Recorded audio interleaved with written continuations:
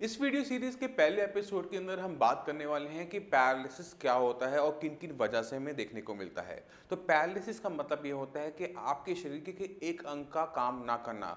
वो आपके चेहरे की मांसपेशियां हो सकती हैं, वो आपके हाथ हो सकता है, वो आपका पैर हो सकता है। अगर कोई भी अंग अपने काम करने की क्षमता को खोता है उसे हम पैरालिसिस यानी लकवा कहते हैं।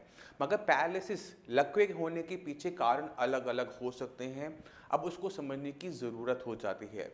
अगर आपके ब्रेन के अंदर किसी टाइप का क्लॉट आता है या आपकी नस फटती है तो दिमाग का एक हिस्से को नुकसान पहुंचता है। वो दिमाग का हिस्सा क्या करता था, वो आपके हाथ पैर को चलाने की क्षमता आपको देता था, उसे कंट्रोल करता था। तो ब्रेन में हुए नुकसान से भी आपको पैरालिसिस हो जाता है, आपका हाथ पैर काम करना बंद कर जाता है।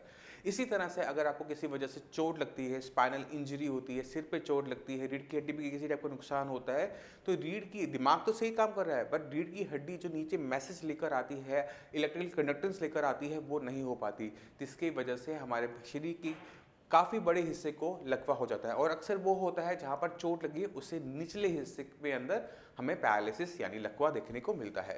ये दो मेजर कारण होते हैं किसी को भी पैरालिसिस होने के। साथ साथ और भी कारण होते हैं जैसे पॉइजनिंग। अगर किसी पेशेंट ने गलती से किसी टाइप का पॉइजन ले लिया तो उस पॉइजन के असर से भी हमारा नर्वस सिस्टम डाउन हो जाता है, जिसकी वजह से भी पैरालिसिस देखने को मिलता है।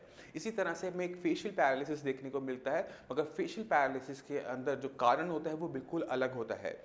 अगर आपको फेस का यानी चेहरे का लकवा है, इसके पीछे जो सबसे बड़ा कारण माना जाता है वो माना जाता है इन्फेक्शन का। हर्पीस जोस्टर एक वायरस होता है, जैसे कोरोना वायरस है, जैसे हमारा इन्फ्लुएंजा वायरस है, वैसे ही एक हर्पीस जोस्टर वायरस होता है।